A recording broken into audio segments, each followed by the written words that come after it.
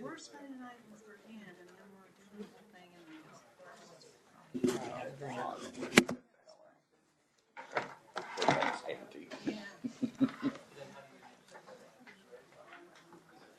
Okay, that's enough, right? Good afternoon, everyone, and welcome to the Public Service Commission meeting of October 20th. The first item on the calendar is reading of the meeting minutes of October 6, 2015. Is there any commissioner have any changes, corrections, amendments, alterations, suggestions, anything about October 6 minutes? Move that we accept the minutes of October 6 as written. Second. Is there any discussion on the motion to approve the minutes? Hearing none, all those in favor signify by saying aye. Aye. Aye. Any opposed? And one abstention. The consent agenda, two items on the consent agenda. Any commissioner want any of the items to be taken off the consent agenda and put on our overly full regular agenda?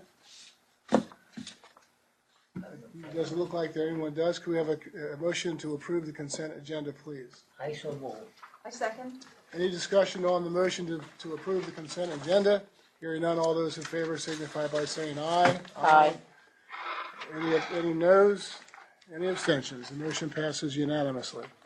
The regular agenda is non-existent today, something that we rarely see. The hearing schedule is not, there's nothing on that as well. Is there anyone here from the public who wishes to be heard on a matter before the Public Service Commission?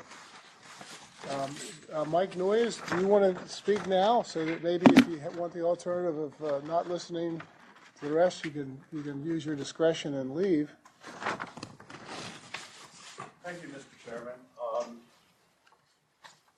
The last meeting, I stood up and announced a publication of the latest draft of our regulation on the RPS cost cap. I'm here to offer some corrections.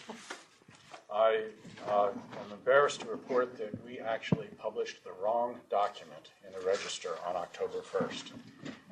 We will be publishing the correct document, which is the draft regulation, in the Register on November 1st. Because of this, we have postponed the public hearing scheduled for November 3rd, and there will be a public hearing on November 23rd, 2015, beginning at 6 p.m. in this room. Apologize for any confusion that we created through this mix-up, but I appreciate the chance to let people know where we are. Thank you, Tom. No problem at all. Mr. Howard? Chairman Winslow, Commissioners, good afternoon. The first item on the Director's comments is for your consideration of a draft letter to the Legislature requesting electric transmission CPCN enhancements. As I noted in my draft letter, FERC Order 1000, as implemented by PJM, permits electric transmission companies, other than Delmarva Power at this point, to build high-voltage transmission in Delaware. Beyond requiring a certificate of public convenience and necessity, the current statute provides no criteria under which the staff could actually review and make a determination as to whether a company should be permitted to have a CPCN in Delaware.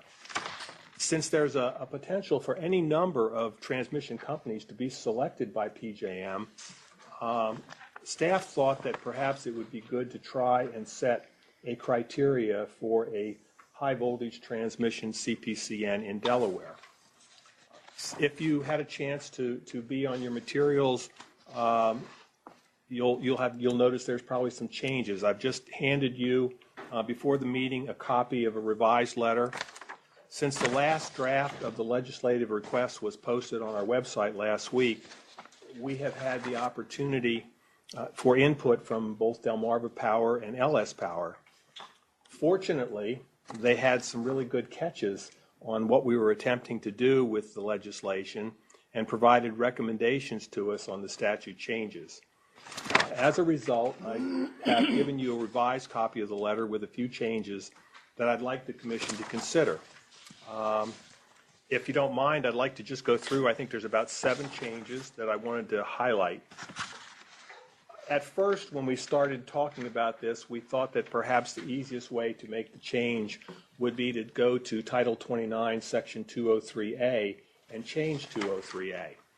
But LS Power very graciously suggested to us that it might be even better to add a Section 203E to the statute that was specific to high voltage transmission. So as opposing to change Section 203A to establish the criteria, we are now proposing to you that we'll add a paragraph 203E.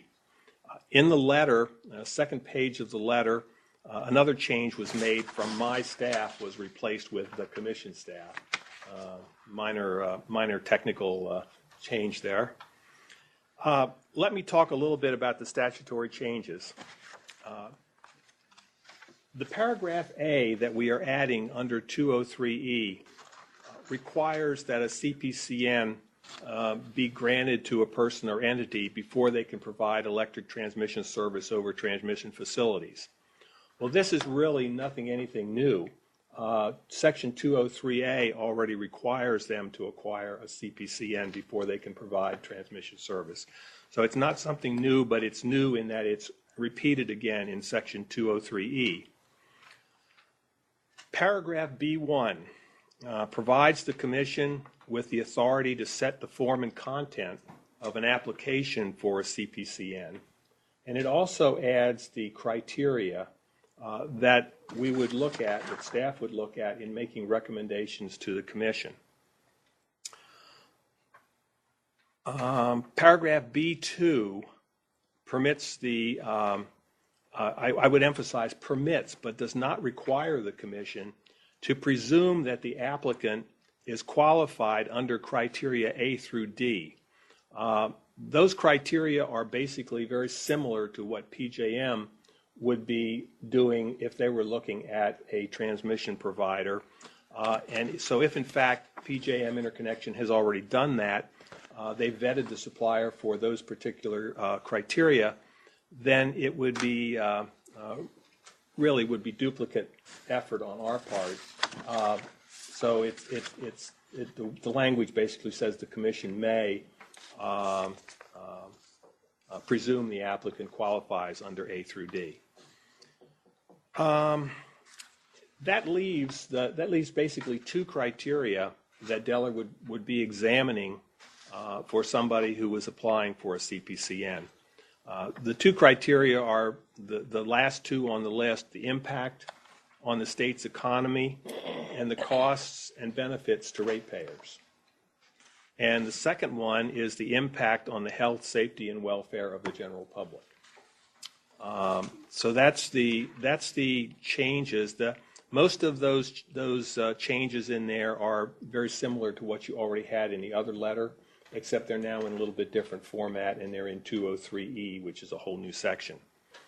Paragraph 5, which basically provides that you would take action within 90 days of an application, but it's very similar to what you have in the water and wastewater CPCN area, and that is that you could have a 90-day extension if good cause was shown and it was in the public interest. But it would certainly be our intent to have the applicant and the process go forward and complete within 90 days. While staff has coordinated with LS Power and coordinated with Delmarva, I'm not aware of their position on the proposed legislation at this time, and so I would not make any comment with respect to that at this point. If the Commission is in agreement with what we're suggesting here, I would ask the Commission to authorize staff to send the revised letter and the attachment to the individuals that were noted on the letter. Now, I would be remiss if I didn't point out, and it was just brought to my attention a few minutes ago, that we have this criteria in here. Let's suppose that, as a hypothetical example, LS Power comes into the commission and wants a CPCN. And we go through this process, and they're granted a CPCN to build transmission. Then let's suppose that LS Power wins a second competitive process through PJM, and they want to come in and build a second line in Delaware. Well, they really only have to have the CPCN for the first line. So it's a first time through the process that they're granted a CPCN. And that's the way we laid this out, because we're not trying to create work for staff by virtue of examining every line that comes through. We're trying to create the work that we need to do by virtue of examining new companies that are coming in. And that would be an examination with respect to their first line. After their first line is in, they theoretically would have a CPCN and be a designated public utility in Delaware. That would give you the same authority that you have now over Delmarva, which is if they were doing things badly or not doing something properly, you could threaten to revoke their CPCN or whatever other actions you might be willing to take. So I wanted to be clear, this was not an intent to have every new transmission line come through this process. It's really only an intent to have the first line that the company does in Delaware, that's a new company in Delaware, to come through the process.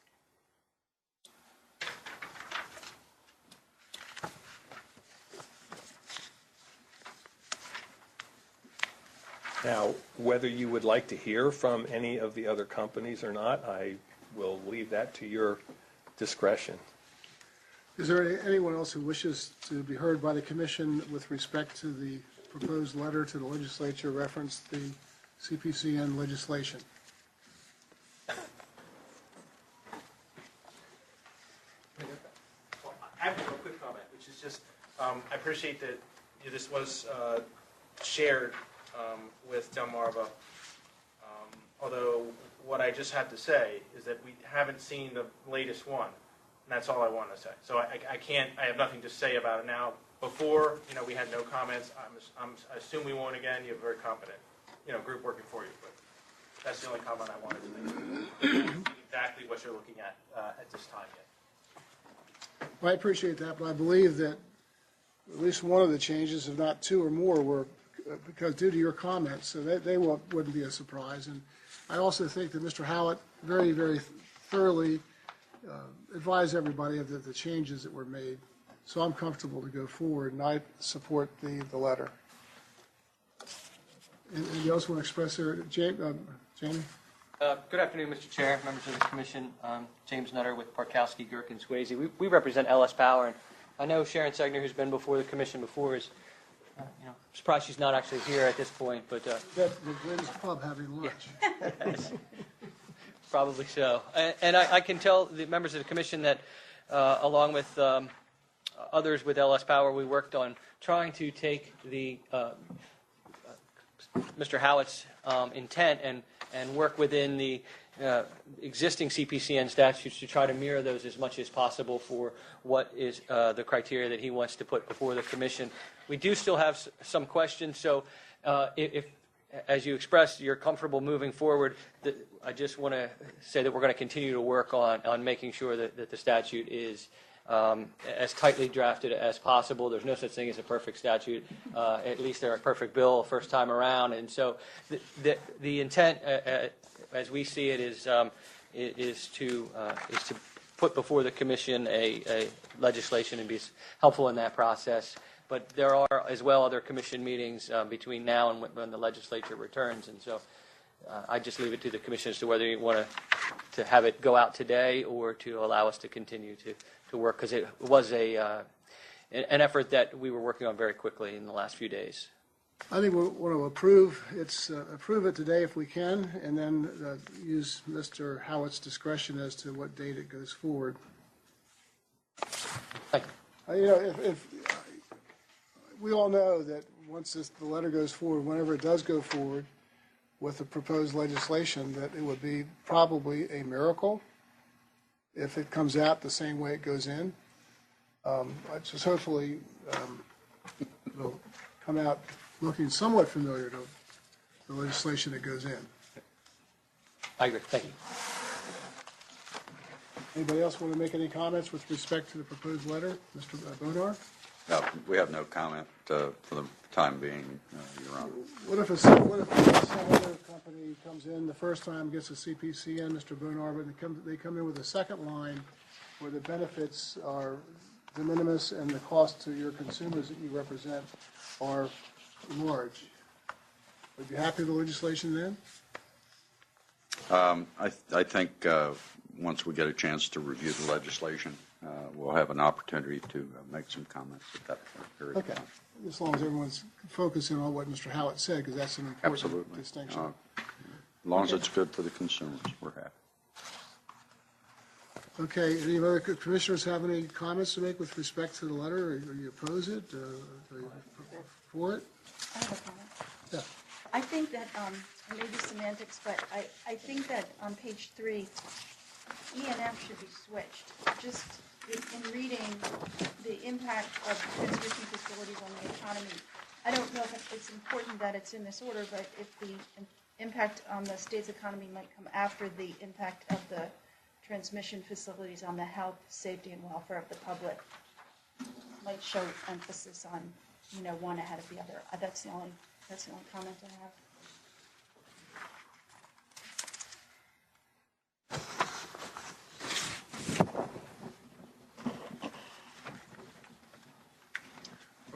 Are you proposing that F becomes E and E becomes F? That's correct. I have no objection to that. Mr. Howard? That's fine, sir. Okay? You want a motion? Commissioner Drexler has spoken. Let it be written that E and F are changed, and is somebody, I don't think we need a motion. Commissioner Correa, do you approve of the letter? Yeah. Commissioner Conway? Yes, indeed. Commissioner Yes. Drexler? Yes. I do too, so there's a consensus for the commission and appreciation to the staff and their final work on this letter and the legislation.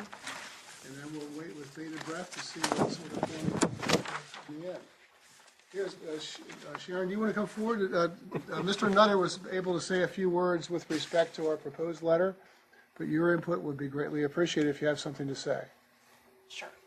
Good timing. Perfect timing. Hi, Sharon Segner from LS Power, and we very much appreciate the opportunity to provide our feedback in terms of on the legislation. We do have a few additional items that we're discussing with the staff, and so we're not at this point, we still would like the opportunity to continue to discuss those items on the nuances of a few items in the legislation itself. But that is essentially in terms of, we appreciate the opportunity that we've had to provide some comments. I'm not positive you were here, but basically the commission has decided to approve the letter, and we trust the good discretion of our executive director to send it to the legislature, obviously after he's gotten meaningful input from all the parties, and I understand that there's still some coming in. Mr. Nutter mentioned that to us, so I'm sure that Mr. Howard will, as always, have an open mind with respect to what you have to say, and as long as he makes the changes which are within the parameters of what we're recommending, it'll just go forward without having to come back to the commission. Sounds good. We appreciate the opportunity so far that we've had to provide feedback. Well, we certainly appreciate the very good, positive impact you've made so far on the legislation. We appreciate it, and we're obviously welcome to more ideas. Thank you very much. I would like to point out, Chairman Winslow, that I will be changing the date on the letter. And hope that meets with your approval. Oh, yeah, certainly does. I mean, I think that, legislation is always a work in progress, so if something, really substantial happens, then we want to know about it, but if it's just minor details, Mr. Howard. Okay, moving along on our director's comments. I would like to take this opportunity to introduce one of our newer staff members. But before I do that, I just wanted to point out that he's going to be talking about the OPSI annual meeting. I wanted to have, I wanted him to have the opportunity to share what went on at Baltimore's Inner Harbor meeting last week. And in fact, I asked Mr. Hartigan if he would be happy to brief the commission and staff. And and he suggested that perhaps I ask Mr. Farber. And so then I asked Mr. Farber, and Mr. Farber suggested that I ask Mr. Joseph DeLosa. So without further ado, let me introduce Mr. Joseph DeLosa so that he may brief you on some of the highlights of the Baltimore Inner Harbor OPSI annual meeting. Now, let me ask you a question, Mr. Howard. You said that Mr. DeLosa is going to, quote, brief us, end of quote. He wrote a 39-page document about the annual report. Is it really appropriate to say he's going to brief us on this? I suggested he just concentrate on the evening highlights. Mr. DeLosa, please come forward. We're looking forward to hearing what you have to say about the OPSI annual meeting. Thank you, Chairman Winslow. My pleasure. Thank you for attending. One of the, actually perfectly following Mr. Howard's comments, one of the comments at the meeting that stood out to me was one of the speakers said that the hardest thing about staff's job is reading a 100-page white paper and putting it on a 3x5 note card. So in that spirit, hopefully I can take a 39-page document of notes and present it to you in about 5 minutes here. So I'm just going to offer very brief highlights of each of the 7 sessions that we had last week. The first is the Clean Power Plan, the EPA's 111D regulations, and kind of where do we go from here as PJM. Now, many states are a little bit worried regarding the certainty of the final rule in the court system. There's a couple obstacles that were noted by panelists, among them the D.C. Circuit Court, the Supreme Court, and the election in November. If a Republican is elected, current political dynamics would dictate that rule will probably not stand up after that point. So many states are worried.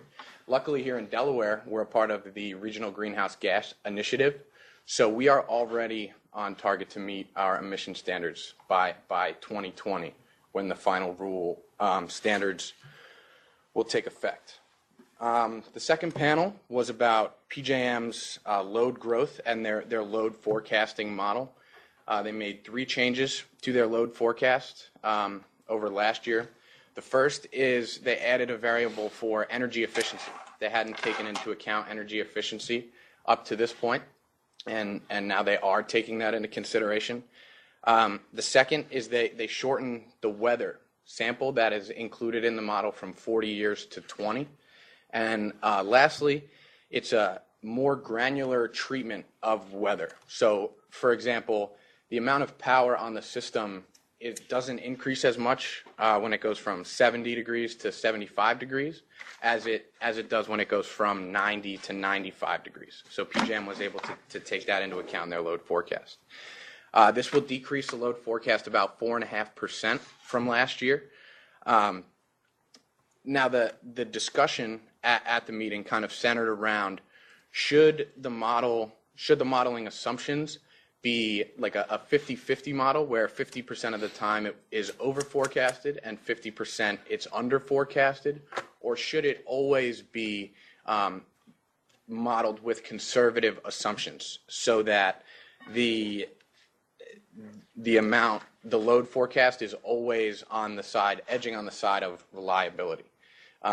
This is an intense topic of discussion because one of the speakers quoted a 1% increase in the load forecast leads to about $1 billion in increased capacity costs over the PJM footprint. So there were no conclusions reached at the conference, but that was a point of intense discussion. The third panel was transmission planning and cost allocation. Just to take one kind of discussion point from the conference, PJM has a new rule that's called public policy projects. Now, of particular relevance to Delaware, this is a rule through which a state commission or any public policy apparatus in the state can go to PJM, request a certain transmission project for any public policy purpose. PJM will go design the project, bring it back to the state, and if they then approve it, PJM will have that project built with the caveat that the state needs to pay for that transmission facility. So definitely thought that would be relevant, and maybe if any particular public policy interests suit the commission, that's an avenue that they have to take. The fourth panel was on gas-electric coordination. As a background, the gas day, when bids are placed and cleared in the gas market, right now are not totally cohesive with the timing of the electric day, when bids are placed and cleared. And this has led to some reliability concerns in the electric industry, specifically as more and more generation, especially new generation, is coming online with using natural gas to fire the generators. PJM is working currently with the gas industry. They have a memorandum of understanding, and they are working with specific gas pipelines to see how they can best sync up the electric days and the gas days, and any other methods that PJM could use to make the two industries more cohesive and improve reliability. The other two discussion points, the representative from the American Natural Gas Association claimed, unsurprisingly, that there is an abundant supply of natural gas, even domestically. And however, others on the panel pointed out that the infrastructure, the pipeline infrastructure itself, is the limiting factor for natural gas fired generation, much more so than the actual supply, at least at present. As electricity production from natural gas increases, and natural gas production is the most economic form of new generation currently in PJM, the pipeline infrastructure will likewise need to be improved. The next two sessions were about the capacity auctions in PJM. The first was kind of a lessons learned panel. A couple months ago, there were new rules for the capacity market approved by FERC for PJM called capacity performance. In summary, these rules greatly increased the cost to consumers of capacity in return for larger penalties on generators for non-performance. My patented John Farber back-of-the-envelope calculation led me to about $7.4 billion in increased capacity costs for the base residual auction and the two transition auctions that were held by PJM this year under the new capacity performance rules. Now, at the meeting, industry representatives sought to assure the commission staff and commissioners that were there that this money is being used to increase reliability of their unit. Another point of emphasis was the role of demand response in capacity auctions. Right now, demand response is being paid as a generation resource. When certain units or aggregate load reduce their consumption, they get paid as if they're a capacity resource. Under these new rules, it's going to be much more challenging for those resources to be compensated in the capacity market. And as such, right now, I believe, I don't have it written down here, but I believe it's about 6,500 megawatts of demand response clears in the capacity auction. And if that goes away, that will require PJM to supplant that with additional generation resources that could cost the PJM footprint a fairly significant amount of money. So this issue is currently being taken up in the stakeholder process, or excuse me, it has been promised us that it will be taken up in the stakeholder process, and Commission staff will definitely follow that issue. The second capacity market panel talked about what might be the next steps for the capacity market rules. At this panel, there were kind of two major issues. The first is Chairman Winslow's signature PJM issue. Is PJM obligated to serve its load at the least possible cost? Because although these capacity market rules are meant to improve reliability, are they going to? We're kind of going into the first winter. We'll get to see what the results are. And second, did they achieve that result at the lowest possible cost for the benefits that are going to accrue from this? And the second is some of the generator interests have brought to the PJM stakeholder process a couple of problem statements that will move the risk that capacity performance has shifted to the generators back to load. Now, this is problematic for staff because one of the main reasons that generators had received all those extra payments is because, in the words of the market monitor, they're in the best position to manage that risk. They're being compensated not only to perform, but also to manage the risk of non-performance. Load is not in a position to manage that risk. So this problem statement brought by generators to try and get around some of this risk that they've been asked to take on and keep those additional capacity payments are particularly problematic in staff's eyes, and we are following this issue closely in the PJM stakeholder process. Lastly, kind of exactly like what Mr. Howitt was talking about, it was an Order 1000 implementation panel. Order 1000 is a FERC order which, as Mr. Howitt said, sets the rules for competitively bid projects in PJM. And the discussion points at this final panel, PSEG, PSE&G in New Jersey asked the question, should cost be considered at all in the process? Or should merely the best engineering solution to solve a particular criteria violation be chosen regardless of cost? And there was some other discussion by Ms. Segner in the belief that other transmission owners or potential transmission owners in PJM firmly believe in the best cost benefit ratio, and that the project that fixes the violation at the lowest cost should be chosen by PJM. So on that note, I might have been a little over 5 minutes, but I thank you for your time, and I'd be more than happy to answer any questions. Well, I think you just did an excellent job.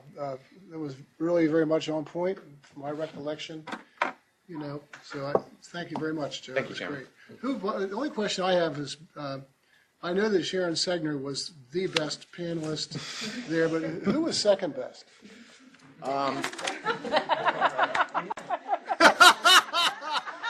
I withdraw that question. It was you, of course.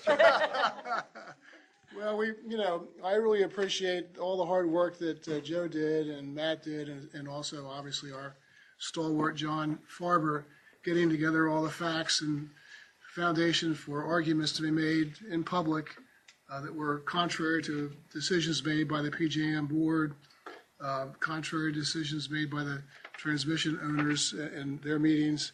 And, we were heard, and we lost the battle, but the battle's not over, and so we'll continue on, and it's nice to have a new, fresh face to help out. And I think you have to say you've come a long way, right? So how much you learned, and how long you been on board now? Since March, so not too long. I guess You've done yourself proud that you've done great, Joe. Really appreciate your help. Thank you, Chairman Winslow. I appreciate it. Mr. Howitt. Thank you, Mr. DeLosa. Also, there's an item that we really wanted to touch base with you on under director's comments. It's not on your agenda, but Mr. Farber wanted to have the opportunity to share with you a copy of a resolution that I believe will be put forth to NARUC in the Austin, Texas meeting. And I have provided you with a copy of that resolution so that John would not have to read it to you. Thank you, Mr. Howard. My reading voice isn't too good today, so I appreciate that. Chairman Winslow, Commissioners, good afternoon. As Mr. Howard described, this is to provide staff with the opportunity to issue a recommendation as to a resolution that will be coming before the Electricity Committee at the upcoming NARUC annual conference in Austin. As Chairman Winslow is a participant in that committee, I thought it'd be helpful to possibly provide some review and recommendations of the resolution. Essentially, what this would do is establish a subcommittee on rate design that would mainly